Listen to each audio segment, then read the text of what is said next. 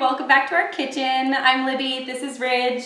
We are going to be baking a really awesome recipe today. We are making whole grain pancake mix, and then with that mix, we're gonna make some pancakes. So Ridge, what was the first thing we did before we got started? Washed our hands. We cleaned our counters, we washed our hands, and we got out all of our tools. So our first ingredient is oats. These don't actually look like oats because I have taken 3.5 cups of oats and I put them in our food processor, just gave it a couple of pulses so that it's sort of a fine ground powder. It's not super fine like flour, it's a little bit thicker, but it's got a nice thin texture so that it's going to be really nice in our mix. So Ridge and I are going to put this right into our KitchenAid mixer bowl. So go ahead and take the spoon and just scoop that in there for me, Ridge.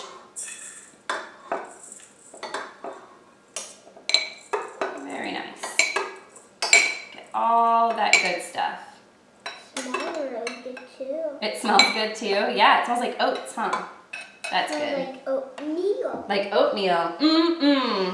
All right, now we have King Arthur flour, white whole wheat flour. We're gonna be measuring out 4 cups of this. So on our last video and on a couple of Amy's videos, we showed you how to do fluff, sprinkle, sweep. Ridge, I'm gonna do the first one. You're gonna help me scoop and then you're gonna take over. So fluff, sprinkle, sweep just sort of looks like this. We're fluffing up the flour with a nice big spoon. I'm gonna take a big scoopful and I'm gonna sprinkle my flour into my 1 cup measuring cup. We wanna make sure we have a nice mountain of flour over the top and that every little bit of our measuring cup is filled. Perfect. 1 cup goes in. All right, here you go, Ridge. Take your cup. You're gonna have to ditch the dough scraper. If you don't have a dough scraper at home, that's okay. You wanna do it with this hand. Hold it with your left hand and scoop, sprinkle, and sweep with your right. What's your good idea? We should shoot it off and it could go in here. Yeah, you can do that. Just kind of get a nice big scoop. And then, well, we don't want to wipe it off yet with that. We want to wipe it off at the end. So Ridge is saying that he wants to sprinkle and then sweep off of the scoop, which is a good idea, but it's going to take a whole lot longer to do it that way. So instead, we're going to use our big spoon with nice full scoops. Now take your dough scraper and then we sweep off just once at the very end. Very good. All right, put that on in. That's cup number 2. I'll do cup number 3, and you get to do cup number 4. Are you gonna have your dough scraper ready for me? Good. Remember to get those mountains of flour up over the top, and then that dough scraper comes in and just sweeps right off. Cup number 3. Ridge, you're up for cup number 4. Let me get it all set for you. I'm gonna fluff the flour up for him. All right. This part can get kind of messy, especially when you're baking with littles, but it's fun. Flour's easy to clean up, gives them something to do, makes them feel pretty useful. Good job. You're doing a really awesome job. I like how careful you're being, Ridge. Very nice. Okay, take your dough scraper and level off. Nice and easy. There we go. Cup number 4 goes in. We are all done with our white whole wheat flour. Anything that fell onto our countertops, as long as they're clean, can go right back in our bowl. Now we need to measure out 1 cup of all-purpose flour, which I'm gonna do very quickly, Ridge.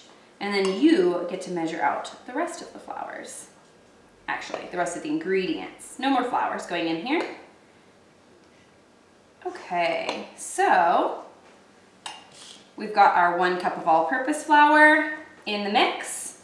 And now it is time to add these 4 ingredients here, which are sugar, baking powder, salt, and baking soda. The first 2 are going to get 3 tablespoons each. The second 2 are only going to get 1 tablespoon each. So Ridge, would you like to scoop or level? You scoop, I level. Nice big scoop. Make sure you get it all the way filled. Very good. All right, sugar, tablespoon 1 goes right in here. All right, scoop again. Nice job. I like how you're going really down deep in that bowl. Makes it easier to get a nice big scoop. That's tablespoon number 2. And tablespoon number 3. Same thing for the baking powder. We're doing 3 tablespoons. Go ahead and measure tablespoon number 1, Ridge. Baking powder is kind of silly. Sometimes you gotta go backwards and then forwards. It kind of sticks together. Just pour it in there. It doesn't need to be all around. The mixer is gonna take care of mixing it all up. Very good. That is tablespoon number 2 for our baking powder. And 1 more.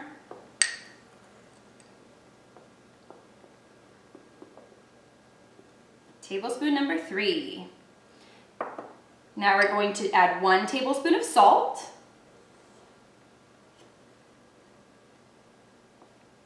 Perfect, Rich.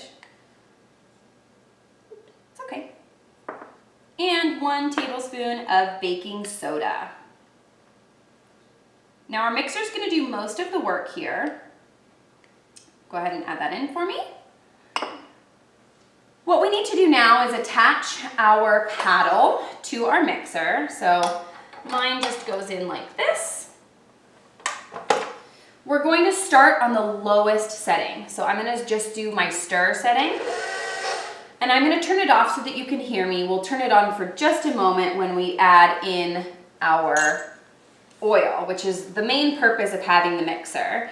What we're doing here is we're trying to get this oil to be evenly incorporated into our pancake mix.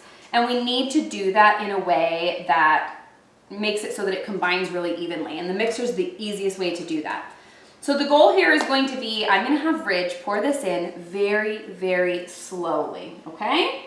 So grab onto that, Ridge. Remember, we're looking for really, really slow. I'm just going to do a couple of seconds of him pouring it in, and then I'll take you to a mix that I've already made.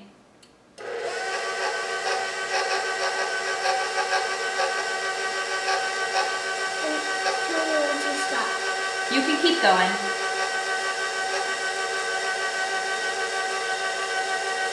Go ahead and add the rest in. Fast? Yep.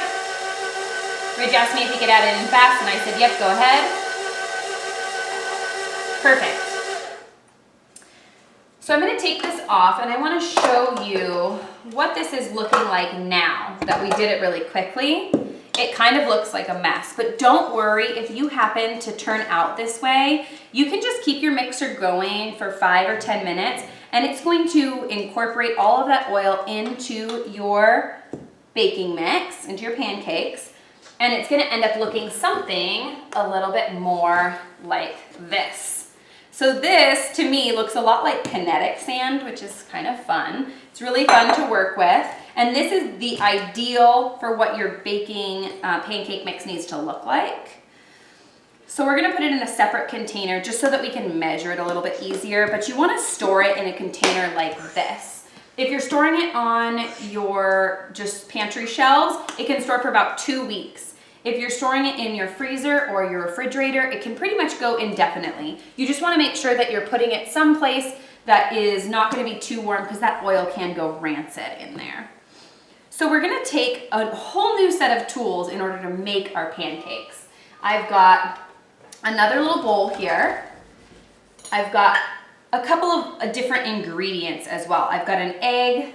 I'm gonna have to grab my milk and my yogurt out of the fridge, and then I'll be right back. So for our milk and yogurt, these are going to substitute in for buttermilk. So I just have some 2% milk here and some whole milk Greek style yogurt. These are going to be added in the place of the buttermilk. So we're ideally gonna have a whole cup. You ready to help me out with that, Rich? So first step, we're gonna make our buttermilk mixture. I'm gonna take my Greek style yogurt here, and Ridge is gonna take a spoon, and he's just gonna take a nice big spoonful of the yogurt, and we're gonna put it right into our measuring cup. Oh, I want you to get all of that. So nice big spoonful, like you had at the beginning. That's perfect. And then put it right into our measuring cup. Very nice. You can just set that in there. We are now going to measure out milk up to our 1 cup line. I'm also going to preheat my griddle over here so that it's ready to go when our pancakes are done. So I've got my Greek yogurt in here. It's probably, if I flattened it out, it would probably be somewhere around 1/4 or 1/3 of a cup. And I'm going to take my regular 2% milk and we're gonna add on top of that up to 1 cup. So we are going to measure together here, Ridge. You're looking for 1 cup. I'm gonna pour, you tell me when to stop.